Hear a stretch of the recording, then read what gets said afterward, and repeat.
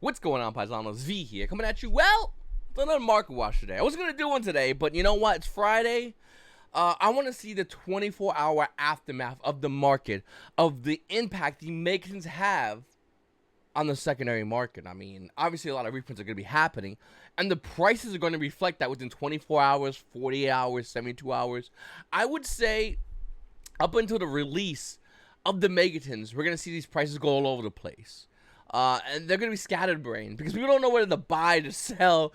Everyone's just all over the place. And in this market watch, we're going to be talking about cards that I think you should be looking into. Now, before I begin with any of that, I just want to make sure to go over to my website, YGOPaisano.com. I have a ton of amazing field centers. People keep asking the material. The back has a rubber back to it. The front has more of a CR feel. It looks like CR. The back's rubber. And also there's an add-on that you could buy. It's extra $5 more, that you can put it and have your field center hooked up to your phone. So whenever you move your field center to your phone, it'll load up an app. More than likely, your Noran app in case you want to use it for light points. So there's a lot of cool things with these field centers. Once again, free shipping over $25. Anything under $25, it costs $3 for shipping. Everything is ship tracked. And yeah, my website, YGOPaisano.com. All right. Let's talk about the MEGATINs because these are really important. Now, I say it over and over and over again. I constantly emphasize, I've been saying for years actually, the best thing to do when you see a new product like this, especially a massive reprint, is not to specifically buy the sealed product. Anyone who buys sealed, unless you're an OTS store that gets it at OTS discount prices, it's just not really worth it. The amount of trouble you have to go through to open, sort, and sell these, you're not really making a lot of money, if any. More than likely, most places, if they're lucky and they pull really good, will break even. Those that do get to pre-sell these cards, though, get probably the biggest benefit, financially speaking. I just want to throw it out there for everybody to understand. With that said, I don't think the MEGATINs are bad. I mean, don't get me wrong. When I go to a store with my kids, I'm going to buy some of these for my kids. They're going to want these. Of course they are. I'm going to buy some. They're going to open it and all that jazz. I think, you know, the MEGATINs obviously are really fun to open. It's way better opening something and hoping to get something good than buying the singles directly and paying the exact price point. So I understand the mentality versus sealed versus singles. I just think if you want to make the best amount of value, you buy the singles. Let's go right into it. So Pot of Prosperity yesterday went as low as $61. Today it's roughly around $71. Do you buy it? Do you sell it? What do you do? Me personally, if I had Prosperities, I would have been sold them already. The only one I do own is a Starlight Rare. The price of Starlight Rare is the same amount as yesterday. The amount of available listings are the same as yesterday. We're going to really have to see and keep a really careful eye on Prosperity. I personally think Starlight Prosperities will be going down in value temporarily. I think that what we're going to see is the prices obviously go down back to around the $500 mark, maybe even lower, but that's only going to be temporarily. I'm going to throw it out there. That's what I'm probably going to buy myself, my second, maybe even a third copy of Starlight Rare, myself personally. With that said, Pot of Prosperity Prismatic Secret Rare is going to look gorgeous. I had a buddy hit up yesterday, and he was like, yeah, but I have the Secret Rares. They look so good. Bro. Let's not pretend Prismatic Secret Rares don't look gorgeous. Because they do. They look absolutely amazing. Their OCG kind of printing on that foiling, something about them just makes them really, really nice. Also, the fact that you pay way less than a Pot of Prosperity at peak price, which is roughly around $130, is really good. So I kind of like, it. Let me know what you think about that in the comments down below. A lot of people are going to have copium that did buy this card at crazy prices and go, no, I just want the Secret Rare. And I'm not saying it's bad, by the way. I think this price will tank. I'll give my nose a little bit of stuff. Stabilize. And then we're going to start seeing it maybe eventually in time, maybe potentially go up, possibly, who knows. Yeah. All right. Forbidden Droplet is tanking. Once again, the Ultimate Rare is only temporarily going to be going down. The higher printing version from the original print will always go down immediately in the beginning, stabilize, and more than likely, from what we see historically speaking, these card prices go up and they still stay relevant within the game.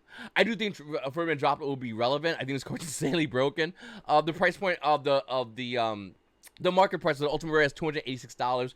It went as low as $240. It will continue to go lower, by the way. It's not. Don't think, oh, V, I should buy it now. No, don't do that yet. It will go lower. The other versions, including the Secret Rare, has already started going lower. Market price $67. Price point you see as low as $53. And then you got the Ultra being $34. That Ultra Rare is going to lose by half its value by the time the MEGATINs come out. Minimal. I'm not trying to crap on the Ultra Rare. I think the Ultra Rare looks kind of clean, to be honest with you. But the best card in Legendary Duelist, Duels from the Deep, is the lowest rarity of its printing. That's kind of bad for anyone looking at that set. Even though that set is pretty good. Well, it's good because it has Marine set stuff, makes Marine sets good. I like Marine sets, that's why I'm biased. Alright, Dark Ruler No More. What will happen to the printings? Well, if you notice, the Prismatic Secret Rare Dark Ruler No More only went to $14 on a market price of $16. Why didn't it go down crazy low? I think it'll still go down a little bit, but the Dark Ruler No More coming out of the Megatins is also Prismatic. No, I'm sorry, is an Ultra Rare. So this maintains the highest price point. So this is a temporary move down, but it's still going to be a good card. Still a needed card. I think the value of Dark Ruler No More stays insanely high for the Prismatic Secret Rare. Unfortunately, the commons, though, they're done. These are under $1 soon. All right. I know we're going to close world. I mean, the chart tells you what's good. The chart literally says, yeah, no. It's crazy because I remember when Underworld Gods of the Closed World first debuted, it was like $26, $27.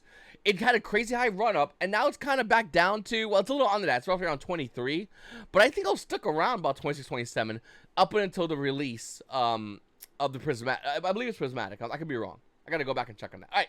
Divine Herald's probably one of the most needed cards that you're going to need if you're looking to play tier limits. Now, it's not needed today. It's not needed tomorrow.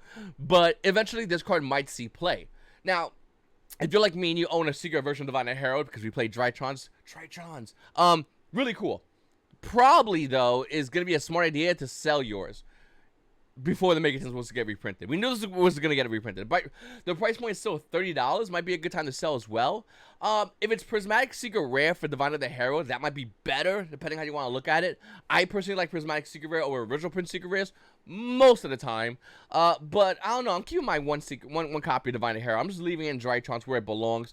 I'll get another play set and use it for tier limits eventually. All right, Ready Rose Dragon.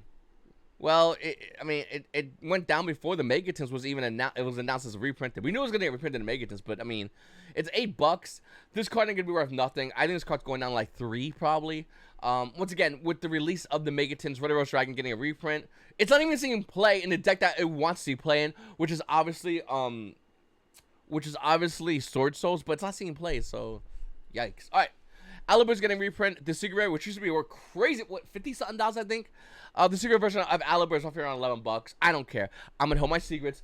I'm gonna get the Prismatics. I love Despias. I mean, I'm not gonna get Ultra Rares. It's whatever. I like Secret Rare. I like the Prismatic, but yeah, and I'm good. All right. Flundery's getting a lot of reprints. And this is why we're seeing the prices starting to slowly go down. Flundery's Emperor right now, if you look, you can't really see it too well, but it's right over here. It's roughly around $8. It's whatever. Once again, a lot of these Flundery cards are already cheap. So to see them go down from $1.26 to 88 cents isn't like, oh no. But it's really cool to see Flundery's get reprinted in a set that also has Lightning Storm as a reprint. The only card I wish it was in that set was also evenly matched, because then you can play Flundery's kind of like how everyone else is doing it. But Flundery's being cheaper means a lot of Yu-Gi-Oh players are going to be playing Flundery. So will Konami hit them on the ban list? I don't know. Probably not, though. I think they should be hit. I'll be honest with you. Even though it's one of my favorite decks right now, Battle Statue of the Winds is a broken card. Harpy's, the Harpy trap card they have is insanely broken. And the thing is, no matter if one of those are going to be hit, the deck is still going to be insanely good. So I think Flunderies is a great deck still. I think a lot of Yu-Gi-Oh players are sleeping on Flunderies. The deck's still winning. I mean, look at all the Nationals that has happened. Flunderies have made at least one top, if not won the entire Nationals. That's how good this deck is. But who talks about it? Everyone looks at this deck and they're like, ugh, Flunderies are so bad. Oh, they're so low tier. And then they play their goofy Omni-Negate combo deck. Like, it's so ridiculous. But that's what Yu-Gi-Oh players do. It blows my mind away. Don't get me wrong. I used to crap on Flunderies as well. And then I started playing them and I realized this deck just plays things differently. It's a control deck by limiting the amount of moves your opponent can do on the board. And it does it consistently. Whereas Omni-Negate combo decks are just trying to stop you from even creating a board. We're both on the same page here. We're just trying to make our opponent not play Yu-Gi-Oh! But Flunderies right off the gate says, you're not going to be able to play Yu-Gi-Oh! Whereas the Omni-Negate combo decks go, do you have Dark Ruler no more? That's pretty much the difference. Flunderies, Lightning Storm, Omni-Negate, Dark Ruler no more. Alright. Or evenly matched for Flunderies, to be honest with you. Alright. Incredible Ecclesia of Virtuos is getting a reprint, which is great. The price point didn't really go down yet for the Burst of Destiny Secret Rare, but that Prismatic Secret Rare will definitely eventually hit the price point of the Secret Rare. Starlight Rare already started going down. Those players are smarter than, I guess, Secret Rare holder players. And I do think the Starlight Rare will, once again, go back up. This is a gorgeous-looking Starlight Rare, and I definitely think it's going to start making its moves back up. All right. Small World obviously was hitting a crazy price, $26. It's down to roughly around 15 bucks. Small World obviously is a card that if you bought it when it first came out of Burst of Destiny, you got a lot of play on this card. Like this card got a lot of miles on it. Near the end, before the reprint was announced, is it worth buying? Probably not. Nobody knew it was gonna get a reprint. I kind of knew, but kind of didn't. But this card's still a great card. You still need your playset no matter what. No matter what. Okay. Ash Blossom Royal Spring getting a reprint is highly needed. The common at a Soulburner structure deck used to be $23. It's actually $17 right now for a common Ash Blossom and Joyous Spring. Now here's the question: which version of these you have? Are you gonna keep it? Prismatic Secret Rare Ash Blossom and Joyous Spring obviously is going to be ideally the highest rarity version of Ash Blossom and Joyous Spring, 100%. With that said, if you want to look at first edition version of this card, first edition version is still $110. So once again, let me ask you the question: is it what you're gonna do? Obviously, if you have original print first edition, Ash for Joyous Spring, that is the most valuable, but the highest rarity is Prismatic Secret Rare. This is a really weird situation because Ash didn't give in. I mean, don't get me wrong, the price point used to be, we'll even do a month. The price point of the card used to be $130, and now it's around $110. But will Ash from Joyous Spring and a maximum crisis original print Secret Rare go down in value? This is a battle of the beasts, and I really don't know the answer. I'll be honest with you. I think Prismatic Secret Rares start going up in value. I don't think Ash Blossom Secret Rares go down. Unlimiteds might be a little bit different. As you can see over here, it went down a little bit, but not by a lot. Once again, I'd love to know what you guys take on this. I'm team Ash Blossom Original Print First Edition because it's been around forever. But the new Prismatic Secret Rare might look nicer. We don't know. I think it does. All right. Ghost Ogre getting a reprint obviously hurts everybody except Ultimate Rare. Ultimate Rare goes down temporary, as you see over here. It's the same. Knows a trend, by the way. The Ultimate Rare, Starlight Rares, they're going out a little bit temporarily, shoot back up. It happens for everything. I could do a market watch totally on cards that were in the Megatins that had the reprints, point to the Starlight Rares or Ultimate Rares, and say, hey, look at them now. Why? And the answer is simple. Because people panic so early because they get afraid of their cards losing value. When they don't realize if you have a higher rarity version, that normally tends to go higher eventually. Like it goes down dipping low because everyone has that mindset of, oh no, my Ultimate Rare and Starlight Rare went down. But it changes course eventually. Like it almost always does. Rarely does it maintain that low value. Original print versions of Ghost Ogre, by the way, I mean, once again, let's go back to past months, more important. Look at that. Unhinged, Unlimited's even. Unlimited's line is straighter than Ash Blossom's line. Like, look at that.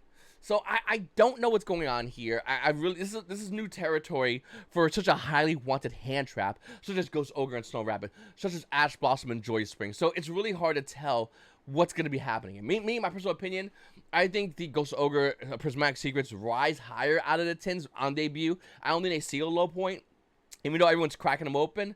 And in time, I think they have a settle price that's higher than, you know, that's high. I think they're going to be successful out of the Megatins. All right. Ghostbuttonhole, I mentioned, obviously, when you look at this card, the Secret Rares have been going down for a while because of the Starlight Rare kind of like pushed that price down heavily. You can see over here, even in the market. You can even see it over here as well. This is not because of the Megatins. This is only because of the Starlight Rare version. And that's a way to kill the Ash Blossom price to make a Starlight Rare, which kind of sucks. You know, but it's probably the only way to kill the Secret Rare price of original print. Ghostbuttonhole Mansion, though, if you go to first edition, hold on a second. If you go to first edition versions of this card and not foreign are still $36, which is crazy because at one point in time, this card was like $8. That's when I got mines around like that kind of crazy low price point before where it is right now. And the price has kind of went insanely high, but that's how things with Yu-Gi-Oh! Is. Like, don't get me wrong, if you have a Secret Rare in time, it's going to get reprinted. If it's really popular, there will be an Ultimate Rare, the Secret Rare price is going to die.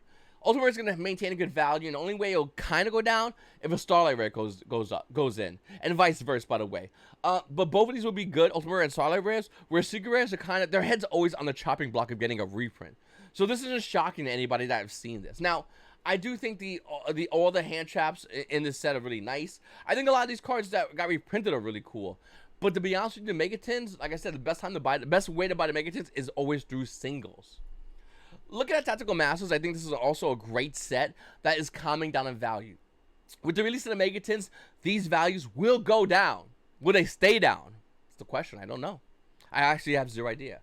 I do know the market price compared to the original print price listings of these cards are showing you what's going on. Whereas Labyrinth used to be around $59. It's currently $54. Where Runic Fountain used to be 60. I feel like it goes higher. It's kind of stabilizing, but rarely. Runic Tip was the only card that was low and actually went up higher, even though it's like $1 less than the smoker price. It's the only card that actually went higher.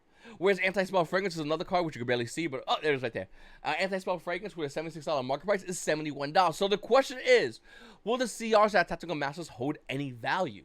Or will they go down? Me, in my opinion, they're going to go down. They're going to go down because the Megatins coming out. People are going to be selling these cards to get money for the Megatins. So these will go down.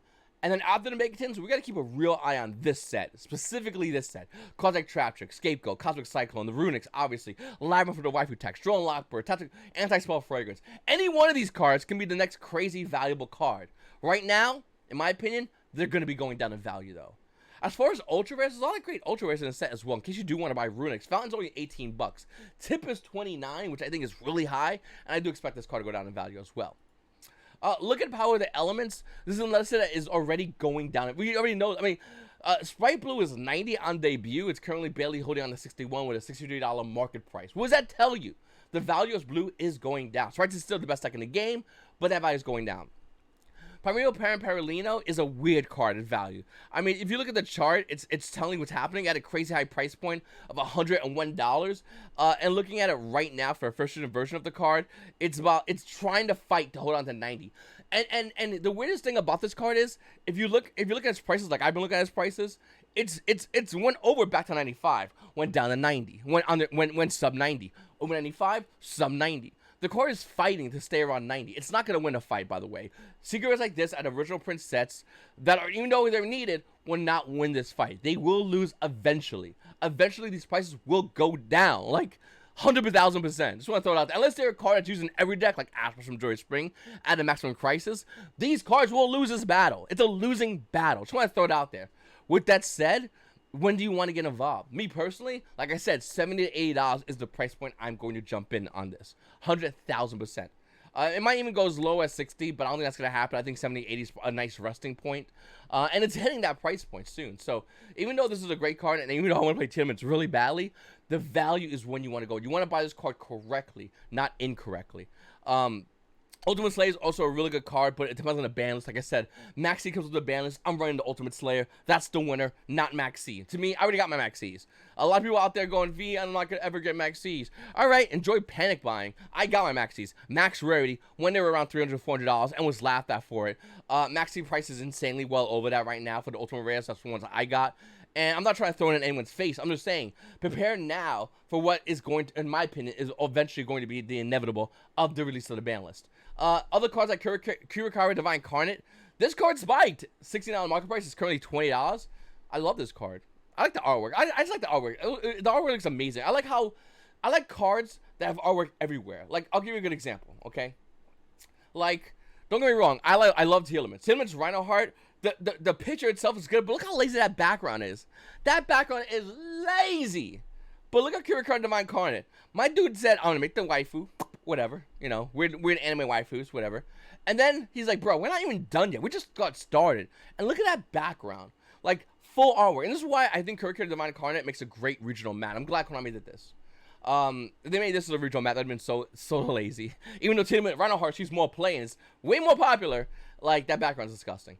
But yeah, listen, I really appreciate you guys watching my videos. Make sure to hit the subscribe button. You haven't hit the subscribe button already. Hit the like button. Comment down below. Check me out on Twitter. Check me out on Twitch. I have a Twitch link all in the description down below. Go to my website, get yourself a field center, and destroy those peasants at your locals. It's your boy V. You guys also have a great day.